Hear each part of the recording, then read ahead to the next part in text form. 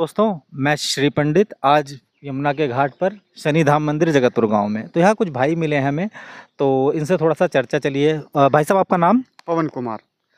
पवन भाई, यहाँ के मूल निवासी हो? हाँ जी, जगतपुर गांव का मूल निवासी हूँ मैं। तो पवन भाई, बेसिकली प्रोफेशन क्या है आपका? मैं सैलून का काम करता हूँ। तो पवन भाई, जैसे सलून का काम तो अपना पर्सनल प्रोफेशन हो जाता है, तो आज दुकान बंद करके और स्पेशली छुट्टी पर क्या रीज़न हुआ? ये छुट्टी का पहले ज़माने में एक सिस्टम बनाया गया था कि हर आदमी सातों दिन काम नहीं कर सकता। उसके हिसाब से जिस दिन का उसका छुट्टी एक दिन धर दी थी कि भाई उस दिन आप नहीं करोगे, दूसरा करेगा।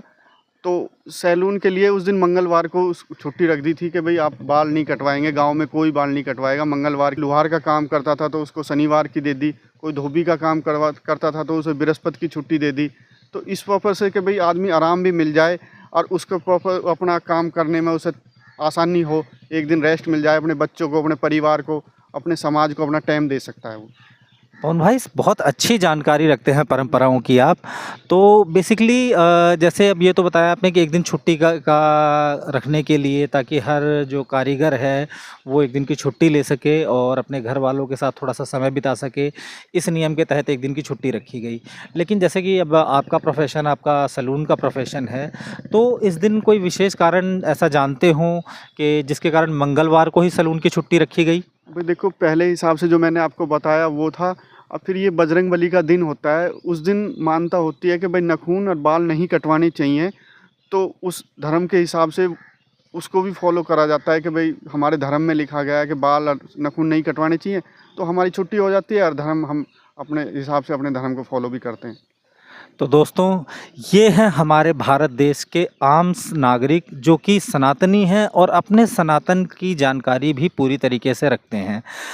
और मैं चाहूँगा कि हम सभी यहाँ पर जातिवाद, जाति संप्रदाय की कोई सोच नहीं, लेकिन हमें अपने सनातन की जानकारी हो, ये बहुत ज़रूरत है। अभी रिसेंट में हम लोगों ने सुरेंद्र शर्मा जी, जो कि बहुत प्रसिद्ध कॉमेडियन हैं, इनका एक ब्लॉग भी सुना था, जिसमें उन्होंने बाल श्रम के ऊपर उनसे एक सवाल पूछा गया कि क्या बाल श्रम कहाँ तक उचित है। तो सुरेंद्र शर्मा जी ने कहा भी था कि देखिए, सबसे पहले तो ये डिसाइड करना चाहिए कि बाल श्रम एक्चुअली, ये डिफ़ाइन करना चाहिए कि बाल श्रम एक्चुअली है क्या। क्योंकि मान लीजिए कि किसी व्यक्ति का कोई ख़ानदानी काम है, जैसे कि मूर्ति बनाना, जैसे कि पवन भाई का हमारे बाल काटना, तो यदि वो अपने बच्चे को, जो कि एक पर्टिकुलर उम्र से नीचे का है, उसको वो काम सिखा रहे हैं, तो क्या इस चीज़ को भी बाल श्रम के अंदर डाला जाना ज़रूरी है? क्योंकि अगर वो ऐसा नहीं करेंगे तो एक बहुत ही विशेष गुण, एक बहुत ही विशेष कला धीरे धीरे करके समाज से विलुप्त होती चली जाएगी। और हमारे पवन भाई ने बहुत अच्छी तरीके से इस चीज़ को जस्टिफाई किया है कि ये इनका ख़ानदानी काम है, कई पीढ़ियों से करते आ रहे हैं और ये भी कर रहे हैं। और मुझे ऐसा लगता है कि मेरे ख्याल से पवन भाई को इस काम ने समृद्ध बना के रखा है। क्यों पवन भाई, मैं गलत तो नहीं कह रहा ना हूँ? ना, बिल्कुल सही। मैं अपने बच्चों को 2 टाइम का खाना भरपेट दे पा रहा हूँ और किसी तरह से समाज में कोई दिक्कत नहीं मुझे। तो दोस्तों, बहुत ही अच्छा एक एग्ज़ाम्पल, एक बहुत ही अच्छा उदाहरण हमारे पवन भाई ने सेट किया है कि वाक़ई में क्या हम अपनी कलाएँ भूलते जा रहे हैं?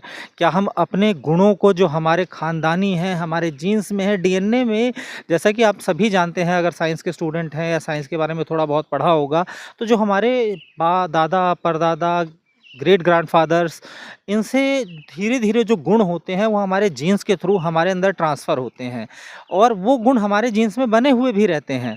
लेकिन क्या हम इन गुणों को जागृत कर पा रहे हैं? तो ये एक छोटा-सा सवाल है। तो पवन भाई, जैसा कि आपने बताया कि आप अपने काम से बहुत खुश हो और ज़ाहिर-सी बात है, आपने बताया कि आपका ख़ानदानी काम है, यानी जब मैंने अभी बताया कि डीएनए में हमारे गुण होते ही हैं। तो आपके डीएनए में भी आपके फादर, फ़ोरफ़ादर, ग्रैंडफ़ादर, इन लोगों से आपके डीएनए में वो काम आया। तो क्या आप ये नहीं चाहते कि आपके बच्चों के डीएनए में भी ये काम ट्रांसफ़र हो? क्या आप उन्हें वो काम सिखाते हो या सिखाओगे? मैं अपने बच्चे को काम अपना सिखाऊँगा क्योंकि मुझे भी मेरे पिताजी ने सिखाया, उनके पिताजी ने उनको सिखाया, उनके पिताजी ने उनको सिखाया।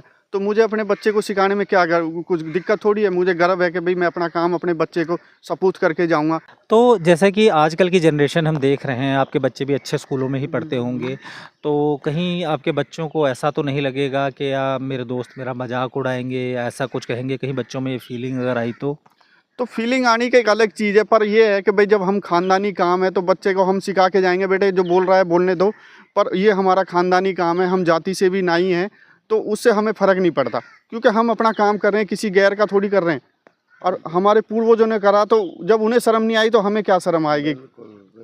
तो जैसा कि पवन भाई ने बताया कि कोई काम सिखाएंगे, तो दोस्तों अपना भी मानना यही है, अपनी राय यही है कि जो विद्या ज्ञान, आजकल के लोग विद्या के पीछे भागते हैं, ज्ञान के पीछे भागते हैं, ये सोच करके कोई नौकरी मिल जाएगी, कहीं कोई ऐसी व्यवस्था हो जाएगी।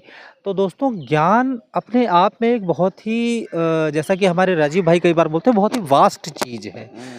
ज्ञान होना बहुत ही वास्ट चीज़ है। तो हम अगर ये सोच लें कि ज्ञान का उपयोग हम नौकरी के लिए करेंगे, अपनी कमाई के लिए करेंगे, तो मुझे कहीं न कहीं लगता है कि ये सोचना गलत होगा। ज्ञान हर मनुष्य के पास होना चाहिए, चाहे वो कोई भी हो। लेकिन कला, वो बहुत ही आवश्यक है। जैसा कि पवन भाई ने कहा कि वो अपने बच्चों को भी ज़रूर इस काम के लिए अग्रसर करेंगे, उनको सिखाएँगे, उनको निपुण बनाएँगे।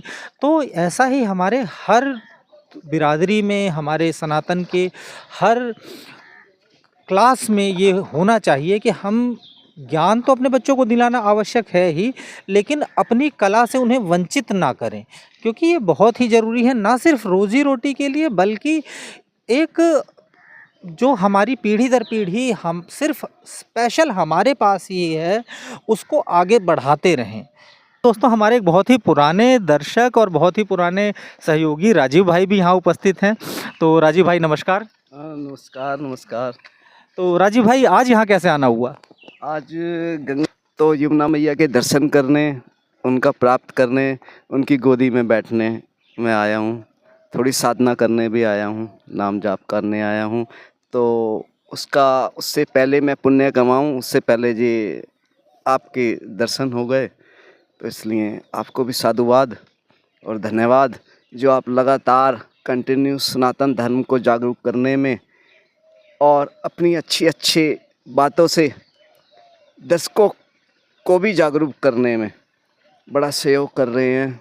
ईश्वर आपको शक्ति और सामर्थ्य दे, मेरा आशीर्वाद है आपके साथ। बहुत बहुत धन्यवाद राजीव भाई, और मैं चाहूँगा कि आपका आशीर्वाद इसी तरीके से बना रहे और हमारा चैनल अधिक से अधिक सनातनियों तक पहुँचे। और इस चैनल के थ्रू अगर वो एक छोटी सी बात भी अपने दिमाग में, अपने जीवन में सीख पाते हैं, तो मैं ईश्वर का बहुत ही ज़्यादा आभारी रहूँगा, और आपका भी, सभी का बहुत ज़्यादा आभारी रहूँगा कि आप लोगों ने मेरा सहयोग किया। धन्यवाद। वो भैया की तो है।